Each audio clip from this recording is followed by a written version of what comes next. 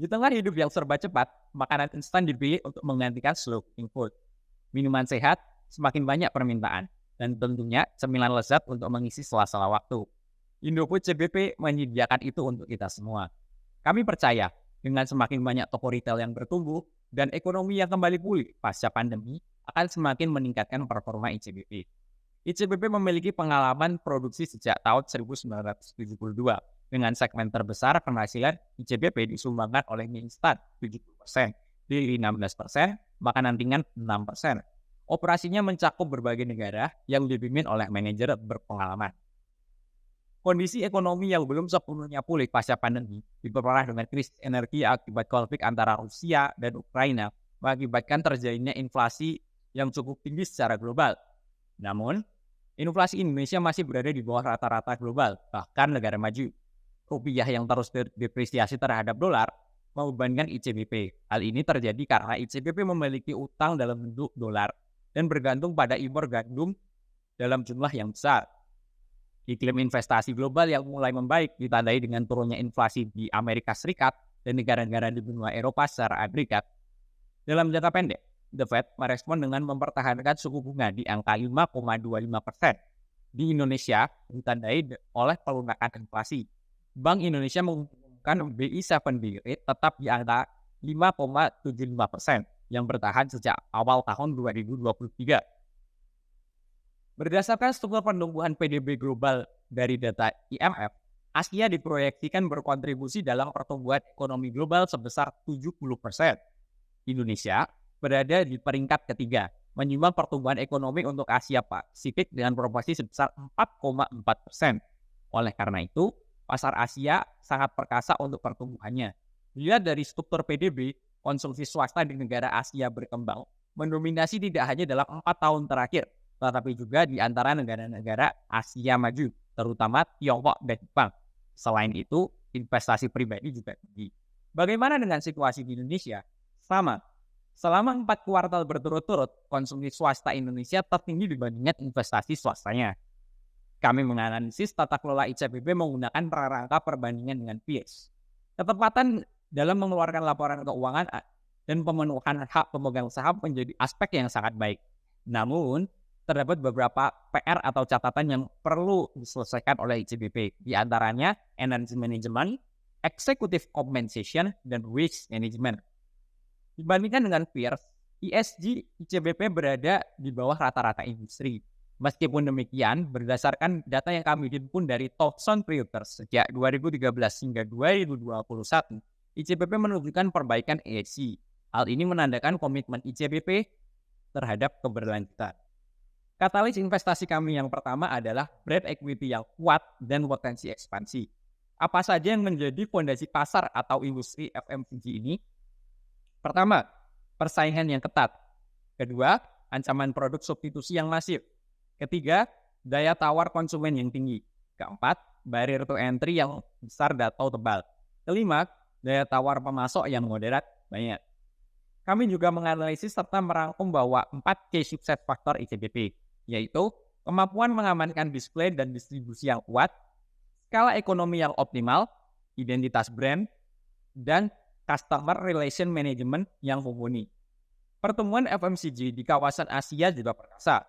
Indonesia berada di peringkat kedua dalam hal pertumbuhan pasar FMCG setelah Taiwan dan sebelum Vietnam.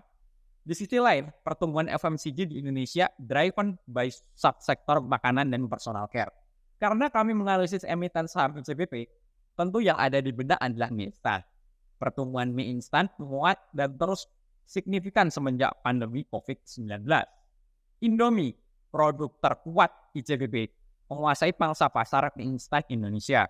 Terlepas itu, Indonesia dilandasi oleh potensi bonus demografi ke depannya. Kemudian juga ada 69% usia produktif di Indonesia. Zaman semakin maju. Orang-orang saat ini dituntut oleh gaya hidup yang serba cepat, sehingga membuat mereka memilih fast cooking food untuk sehari-hari, yang cepat, efisien, murah, dan minimalis. Dalam ekspansi ke pasar internasional, ICBP merupakan salah satu yang terendah dibandingkan emiten atau perusahaan lain. Akan tetapi, pertumbuhan ekspor year on year yang tertinggi sebanyak 30%. Tidak main-main, keterlibatan ICBP di kancah internasional juga diperhitungkan. Berdasarkan CAGR 5 tahunannya, ICBP merupakan perusahaan mie instan dengan pertumbuhan pendapatan terbesar kedua setelah Samyang dari Korea. Katalis investasi kami yang kedua adalah peluang turnaround-nya ICBP setelah kinerja keuangannya terkontraksi pada tahun 2020 hingga 2022. Sebelumnya pada analisis keuangan ini, kami telah membagi 3 tema besar, yaitu potensial, superior, dan pokok. Yang pertama sekaligus menjadi katalis investasi kami adalah potensial, potensi turnaround-nya ICBP. Bisa dilihat pada tahun 2020 hingga 2022, harga saham mengalami downtrend. Hal ini dijelaskan pada performa keuangan ICBP yang mengalami penurunan pada GPM dan juga NPM-nya yang berakibat pada pertumbuhan net income yang negatif. Padahal dapat kita lihat performa pendapatan ICBP naik double digit pada 5 tahun kebelakang. Lalu pertanyaan besarnya adalah, apa yang menjadi penyebab pertumbuhan laba bersih negatif ini? Mari kita bedah satu persatu, dari pendapatan hingga ke labanya. Pada laporan keuangan 2022, kami melihat bahwasannya pendapatan naik sebesar 14%, namun COGS naik sebesar 24%, serta beban keuangan yang naik mengakibatkan penurunan profit yang diterima oleh ICBP. Mari kita bahas lebih detail pendapatannya. Dapat dilihat pertumbuhan 5 tahun ke belakang berada di angka double digit. Selain itu, kami juga memproyeksikan peningkatan pendapatan sebesar 12% CAGR untuk 5 tahun ke depan menggunakan pertumbuhan populasi menjadi proksi pendapatan domestiknya. Dan kami juga memproyeksikan pendapatan luar negeri secara terpisah. Setelah membahas pendapatan, mari kita membedah cost-nya. Kenaikan COGS pada tahun 2020 hingga 2022 didorong oleh kenaikan harga bahan baku gandum. Selain itu, kenaikan komoditas seperti gula dan CPO juga memberikan dampak kepada emiten-emiten FMCG. Hal ini merupakan penyebab utama penurunan pertumbuhan laba ICBP pada tahun lalu. Namun, walaupun GPM secara kolektif menurun pada tahun 2022, kami menemukan bahwasannya GPM ICBP masih superior karena berada di atas rata-rata industrinya. Kami melihat optimisme penurunan COGS pada tahun 2023 yang disebabkan oleh turunnya harga bahan baku utama ICBP yaitu gandum yang turun lebih dari 50% dari all-time high-nya pada 2022. Walaupun Rusia tak menarik diri dari perjanjian Brexit, peristiwa ini tidak terlalu berpengaruh terhadap harga gandum global. Hal ini disokong oleh produksi global yang telah pulih. Bahkan beberapa negara seperti Australia telah mencapai all-time high pada produksinya. Dan begitu pula di negara-negara di Amerika Selatan. Raw material mengurus 54% dari pendapatan ICBP pada tahun 2022. Indomie yang merupakan penyumbang utama dari pendapatan ICBP memiliki bahan baku utama gandum. Selain itu, CPO dan gula dan juga volume penjualan juga merupakan komponen COGS. Kami melakukan analisis regresi antara komponen bahan baku terhadap COGS dan menemukan perusahaan berikut. Kemudian kami memproyeksikan cost perusahaan dengan dasar estimasi fixed atas harga bahan baku tersebut, sehingga kami dapat memproyeksikan margin usaha dan melihat prospek cerah yang diindikasikan oleh pemulihan margin. Kami optimis bahwa proyeksi GPM kami akan tercapai. Apalagi melihat data aktual selisih GPM semester 1 2023 yang 4,5% lebih tinggi dari semester 1 tahun lalu. Berikut ini adalah ilustrasi dampak dari kenaikan GPM. GPM naik 3% saja dari tahun lalu, maka ICBP menghemat 2 triliun. Selanjutnya, katalis investasi kami. Yang ketiga adalah performa keuangan yang superior dibandingkan rata-rata kompetitornya. Performa keuangan ICBP merupakan top class di peersnya. Berikut adalah peers yang kami bandingkan, yaitu produsen mie Asia Pasifik dan FMCG domestik, yang kami bandingkan dengan menggunakan rata-rata kinerja 5 tahunannya. Pada rasio ini, kami melihat rasio efisiensi yang baik dalam perputaran aset dan persediaannya, walaupun sisi berada di tengah-tengah industrinya.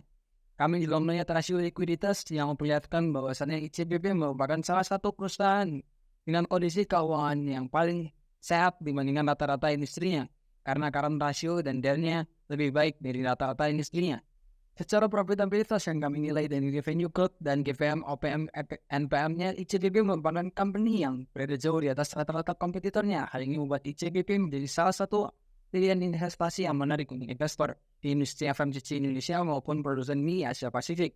Selanjutnya kami menganalisis resiko keuangan perusahaan. Kami melihat bahwasannya keuangan perusahaan sangat kokoh.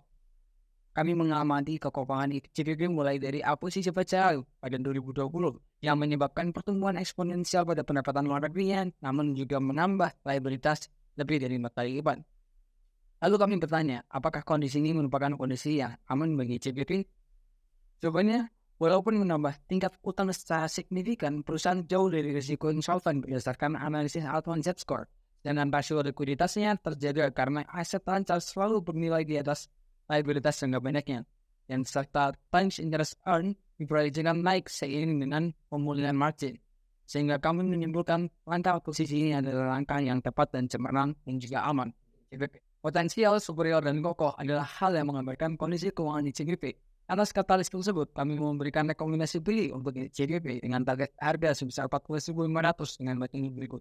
Pertama, kami menggunakan DCF, FCFF dengan WACC sebesar 7,4% serta pertumbuhan terminal 2,7% yang didasarkan pada tingkat pertumbuhan GDP di Indonesia dan juga tingkat pertumbuhan populasi di Indonesia. Kami menetapkan harga sebesar 13.937 atau upside 24%. Kami juga telah melakukan analisis sensitivitas untuk menguji kekokohan model kami yang tetap menekankan rekomendasi beli. Dengan menggunakan kinerja historis harga pasar berupa daily return sejak 2012 dan menggunakan Brownian motion untuk memproyeksikan pergerakan harga saham ICBP 1 tahun ke depan, mayoritas hasilnya menyarankan buy. Valuasi relatif dengan pendekatan EV per EBITDA menunjukkan bahwa saham ini dihargai jauh di bawah perusahaan FMCG di Indonesia, sehingga memunculkan potensi upside sebesar 36%. Selain itu, kami juga membandingkan produsen mie Asia Pasifik yang menunjukkan bahwasannya ICBP dihargai jauh di bawah rata-ratanya, sehingga memunculkan target upside 33%. Berikut ini adalah ringkasan valuasi kami, sehingga kami menekankan beli dengan target harga 29%. Analisis teknikal digunakan untuk menentukan momen jual beli saham berdasarkan indikator teknikal. Potensi harga saham akan bergerak sesuai dengan arahan indikator tersebut. Kami menganalisis menggunakan 4 indikator teknikal, yaitu trendline, moving average convergent divergent, dan stochastic. Analisis teknikal ini menggunakan data monthly pada penutupan saham ICBP di 2023. Saat ini, saham ICBP sedang dalam kondisi uptrend. Hal ini ditandai dengan pola grafik yang terus membentuk higher high dari beberapa bulan sebelumnya. Namun, kondisi saat ini, pergerakan saham sedang berada dalam area konsolidasi, sehingga investor lebih baik untuk wait and see terlebih dahulu. Meskipun dalam jangka panjang, potensi bullish masih kuat. Selain itu, pergerakan harga saham tidak jauh dari deviasi dan dalam rentang regresi sehingga berpotensi melanjutkan tren.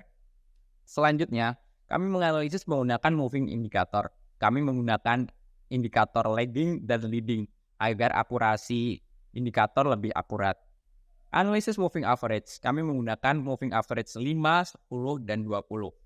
Berdasarkan analisis MA, uptrend dari ICBP masih kuat. Hal ini ditandai dengan belum terpotongnya MA 10 dan 20.